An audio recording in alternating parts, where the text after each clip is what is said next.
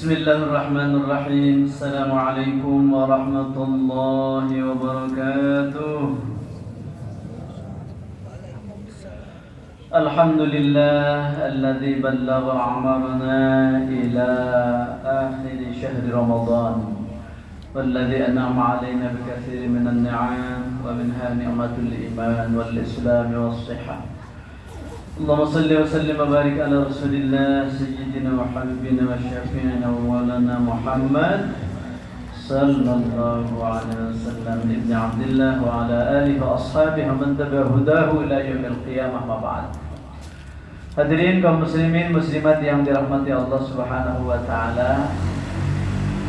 Tidak terasa perjalanan Ramadan kita, rasanya baru kemarin kita munggahan begitu ya. Sekarang sudah ada di penghujung Ramadan. Insya Allah beberapa hari lagi kita akan meninggalkan siang Ramadan, saum Ramadan. Sedih apa bahagia ya Bu, Pak? Meninggalkan Ramadan bahagia apa sedih ya? Bahagia. Kenapa? Karena bakal botram deui gitu.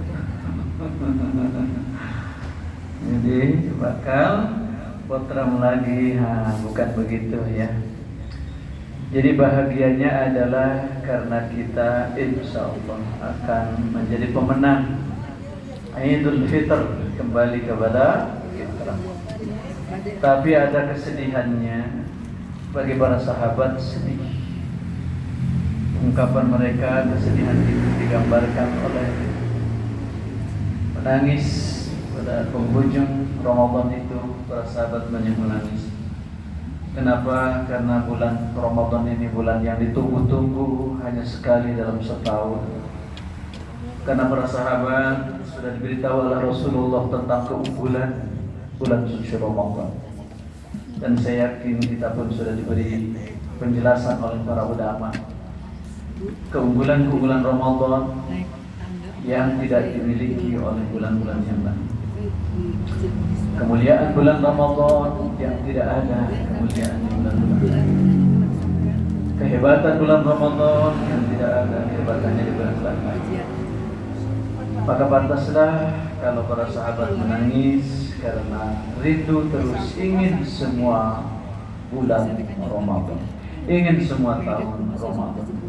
Begitu kata Rasulullah, "Lau ta'rifu ummati ma fi Ramadan, latamannaw kulla sanatin Ramadan."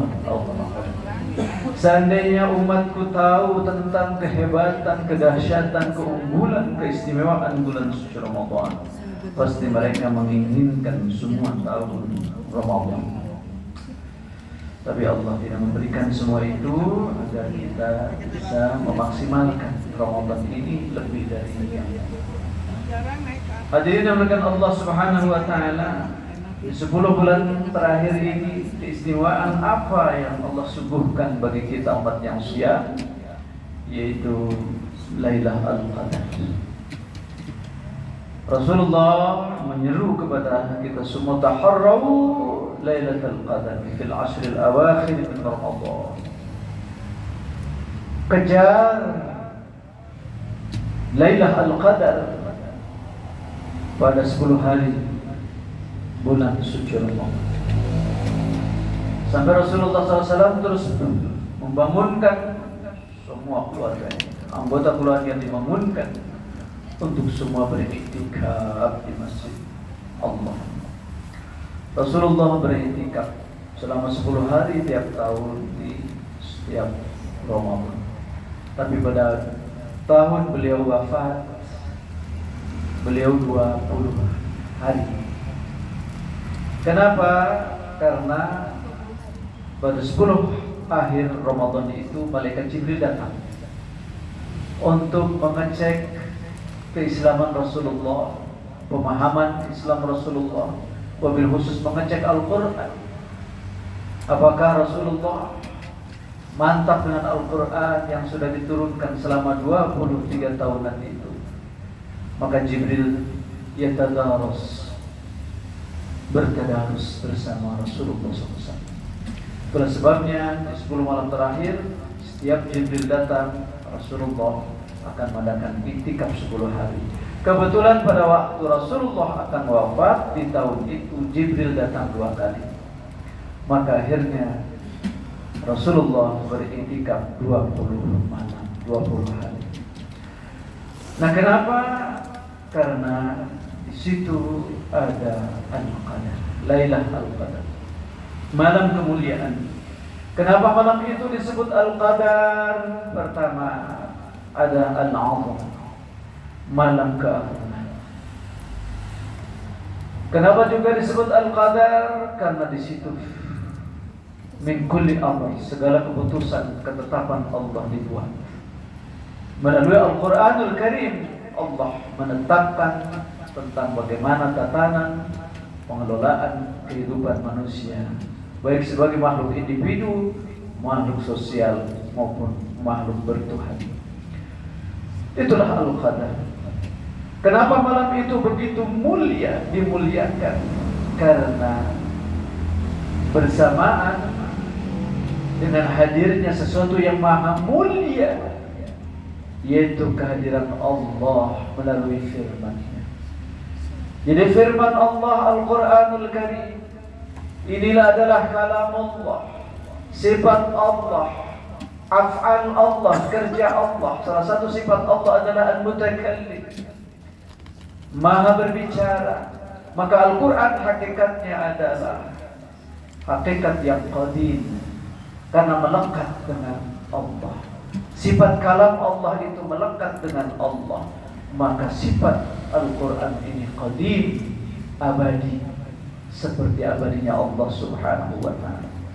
Maka kalau kita berinteraksi dengan Al-Quran, kita membaca Al-Quran, rasakan bahwa Allah hadir, sedang berbicara langsung dengan kita, bukan yang lain. Kalau kita sedang membaca Al-Quran, rasakan dialog hati kita dengan Allah Subhanahu wa ta'ala.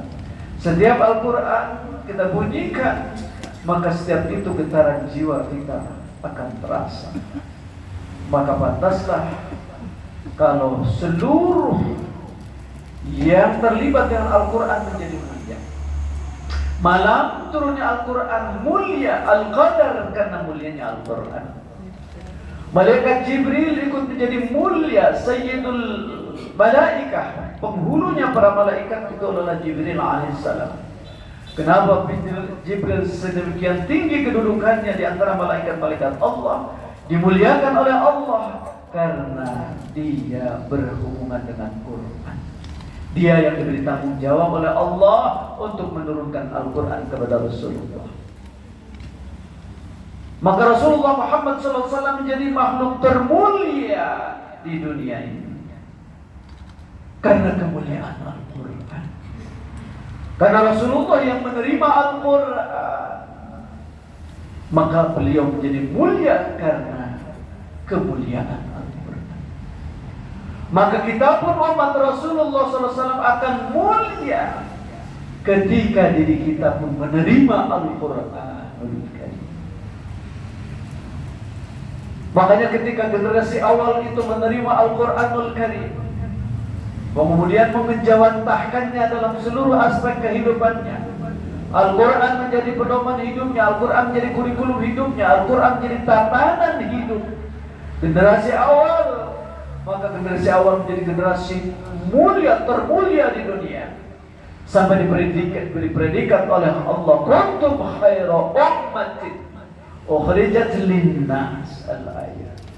Kalian wahai umat muslim, umat mukmin, adalah khairu ummah, umat terbaik, ukhrijat linnas, yang dikeluarkan, yang dikirim untuk seluruh dunia, seluruh manusia. Kenapa mendapatkan label khairu ummah? Karena ikut Al-Quran. Jangankan kita makhluk hidup, Bapak Ibu, kulit saja gara-gara berhubungan dengan Quran ikut mulia.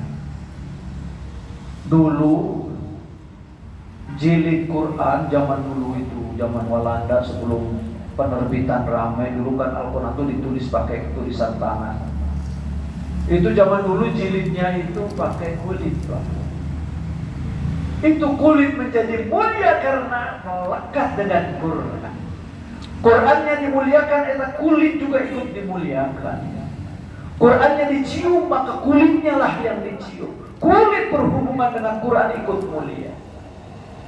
Tapi kulit di kampung saya bergaul dengan beduk, bergaul dengan kenang, salah gaul. Tiap hari dikeplakin terus, kebogan itu, jeplak, geplak. Wah, berjunur eta kulit. Nabi katotos. Kenapa? Salah gaul. Coba kalau gaul dengan Al-Quran mulia, disemita, disimpan di tempat yang tinggi. Gaul dengan beduk, habis setahun bonyok. Begitu.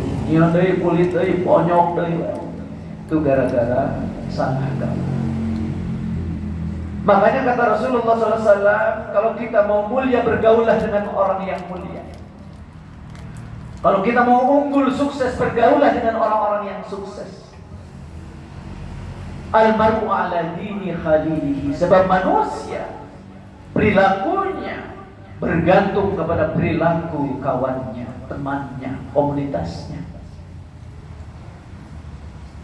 Komunitas mana yang mau dimasuki oleh manusia, maka dia akan terwarnai oleh komunitas itu. Almar'u ala dini khalilihi. Oleh sebab itu kata Rasul, falyanzurul insan man yukhaliluhu. Sebelum dia itu bergaul, coba pertimbangkan dulu man yukhaliluhu. Siapa yang mau dijadikan teman? Komunitas mana yang mau dimasukinya? Pertimbangkan dulu matang-matang, apakah komunitas ini akan membawa kemuliaan kita atau akan membawa kepada kehinaan kita. Berat, sebab kalau sudah masuk ke komunitas, susah mengubah komunitas. Malah kita sering larut ke dalam. Maka kata Allah, ketika kita ingin mulia, bergabung dengan mulia, dengan Al-Quran yang dijalankan oleh orang-orang yang mulia. Maka perintah lain dalam Al-Quran, ya ayyuhalladzina amanu taqullaha wa kunu ma'as shadiqin. Orang-orang yang beriman, bertakwalah kepada Allah dan bergabunglah dengan orang-orang yang jujur, orang-orang yang benar, orang-orang yang benar imannya, yang mewujudkan imannya dalam bentuk amal-amal soleh. Gabunglah dengan komunitas itu, maka kita akan mulia. Dan kemuliaannya bukan hanya di yaumil akhir. Ketika kita bergabung dengan Al-Quran, dengan orang-orang yang mulia bersama Al-Quran, kita akan dipertemukan kembali oleh Allah bersama orang-orang yang mulia di yaumil akhir. Allah Subhanahu wa taala berfirman pada surah An-Nisa ayat 69. A'udzu billahi minasyaitonir rajim. Bismillahirrahmanirrahim. Wa may yuti'illaha war rasula fa ulaika ma'al ladzina an'ama Allahu 'alaihim minan nabiyyin was-siddiqin wasyuhada'i was-salihin wa hasuna ulaika rafiqa. Jadi orang yang bergaul di dunianya bersama Al-Quran, bergaul dengan komunitas yang mulia karena kemuliaan Al-Quran, maka akan bersama kembali menjadi hasuna ulaika rafiqa, akan menjadi teman terbaiknya juga nanti di yaumil akhir. Sebab apa? Sebab yang bersama Al-Quran akan hidupnya dalam ketaatan kepada Allah dan Rasulnya. Wa may yuti'illaha war rasula, barang siapa yang taat kepada Allah dan Rasulnya ketika wafat nanti, faulaika, mereka itu ma'al ladzina an'ama Allahu 'alaihim, akan berkumpul bersama orang-orang yang Allah beri nikmat kepada mereka. Bukankah kita selalu memohon ingin bersama orang-orang yang diberi nikmat oleh Allah? Ihdinas siratal mustaqim, siratal ladzina an'amta 'alaihim. Itu harapan kita setiap rakaat melalui surat Al-Fatihah. Berikan petunjuk kami ya Allah ke jalan yang lurus. Jalan siapa yang lurus itu? Jalan orang-orang yang Engkau beri nikmat. Siapa jalan orang-orang yang Engkau beri nikmat itu? Tadi ditafsirkan oleh Al-Quran sendiri pada surat An-Nisa ayat 69. Man yuti'illaha war rasul. yaitu orang-orang yang taat kepada Allah dan Rasulnya. Faulaika, maka mereka itu ma'alladzina an'amallahu alaihim, akan digabungkan oleh Allah bersama orang-orang yang diberi nikmat atas mereka. Siapa? Minan nabiyyin. Rinciannya orang-orang yang diberi nikmat adalah para nabi. Kita akan berkumpul dengan para nabi yang mulia-mulia karena kemuliaan Al-Quran, karena kemuliaan kitab-kitab Allah. Bersama dengan siapa lagi? Wasiddiqin, dan orang-orang yang benar, yang jujur, yang membuktikan kebenaran Al-Quran, kebenaran firman-firman Allah dengan amalan-amalannya. Itulah teman terbaik kita nanti. Dengan siapa lagi? Wasyuhada, dan para syuhada, mereka membela agama Allah, yang berjuang di jalan Allah, mereka wafat syahid, maka kita akan berkumpul dengan mereka. Dengan siapa lagi? Wassalihin, dan orang-orang yang saleh. Jadi kemuliaan Al-Quran, ketika kita melekat ke dalamnya, akan turut mulia. Bukan hanya di akhirat, tentu di dunianya pun akan diberikan oleh Allah kemuliaan. Maka tadi khairu ummah kuntum khairu ummah. Kalian wahai umat muslim, umat terbaik, ukhrijat linnas, yang dilahirkan untuk seluruh manusia. Apa yang membuat kalian menjadi umat terbaik? Karena ada gerakan perjuangan ta'muruna bil ma'ruf, menyeru kepada jalan kebaikan. Kalau orang menyeru kepada kebaikan, berarti orang itu orang baik. Tidak mungkin orang buruk mengajak orang lain untuk baik. Wa tanhauna 'anil munkar, juga mencegah kemungkaran. Maka suatu komunitas yang menyerukan kebaikan, yang mencegah kemungkaran, maka komunitas itu menjadi komunitas yang baik. Tapi kalau kita bergaul dengan komunitas yang menyeru kepada kebatilan, yang menghalangi kebenaran, maka yakinilah bahwa kita akan terhina. Sebab apa? Sebab Allah menyatakan kepada kita, selama kita ikut tatanan Al-Quran, di mana Al-Quran menata, mengelola, mengorganisir hubungan kita dengan Allah Subhanahu wa Ta'ala, hubungan kita dengan sesama manusia, hubungan kita dengan alam lingkungan kita.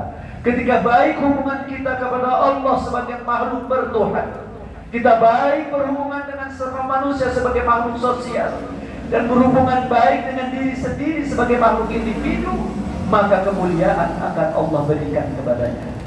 Sebaliknya kata Allah, ketika manusia sudah lepas dari hubungan dengan Allah, melepaskan diri dari hubungan baik dengan sesama manusia, akan ditimpakan kehinaan kata Allah. Demikian Allah menyatakan dalam surat Al-Baqarah, "Duribat 'alaihimul dhillatu aynama tuqifu illa bihablin minallahi wa hablin minan nas. Wa ba'u bighadabin minallah wa duribat 'alaihimul maskanah." Kata Allah, akan ditimpakan kehinaan kepada mereka kecuali mereka itu bertaubat. Dengan bihablin minallah, terus mengikat komitmen dengan Allah melalui qiyamul lail, melalui salat fardu, melalui ibadah-ibadah ritual. Hablum minallahnya terus dijaga. Maka orang-orang yang mengikat diri dengan Allah melalui ibadah ritual akan ada dampak sosialnya. Ini janji Allah. Inna salata tanha 'anil fahsya'i wal munkar. Jadi salat menjadi kontrol sosial. Maka orang-orang yang istiqomah salatnya, yang khusyuk salatnya, akan terrefleksi pada dirinya. Kebaikan memancar kepada orang lain, akan menjadi baik, sebab dia mampu mencegah perbuatan keji dan munkar. Tapi sebaliknya, sudah jauh dari Allah, tidak melakukan hubungan baik dengan sesama, maka duribat alaihimul dhillah, akan ditimpakan kehinaan. Wa ba'u bighadabin minallah, nanti kembali menghadap Allah dengan mendapatkan kemurkaan dari Allah. Wa duribat alaihimul maskanah, akan ditimpakan kehinaan, rendah di hadapan Allah di yaumil qiyamah. Maka beruntunglah kita yang alhamdulillah Allah anugerahkan Al-Quranul Karim di malam yang mulia, kepada orang yang mulia, dibawa oleh Jibril yang mulia. Maka insya Allah kita akan turun mulia dalam pandangan Allah, baik dunia maupun akhirat. Mudah-mudahan 10 terakhir ini dapat kita maksimalkan untuk terus menyempurnakan amalan Ramadan kita, yang mulailnya, bersedekahnya, berbaginya, hablum minallah dan hablum minannasnya, maka insyaallah kemuliaan akan Allah turunkan pada kita semua. Terima kasih atas perhatian. Mohon maaf atas segala kurangan. Semoga kita tetap istiqomah dalam jalan takwa dan mudah-mudahan kita kembali menghadap Allah dalam keadaan husnul khatimah. Amin ya rabbal alamin. Mohon maaf. Aqulu qouli hadza wa astaghfirullah li wa lakum wa a'udzu minkum. Wassalamu alaikum warahmatullahi wabarakatuh.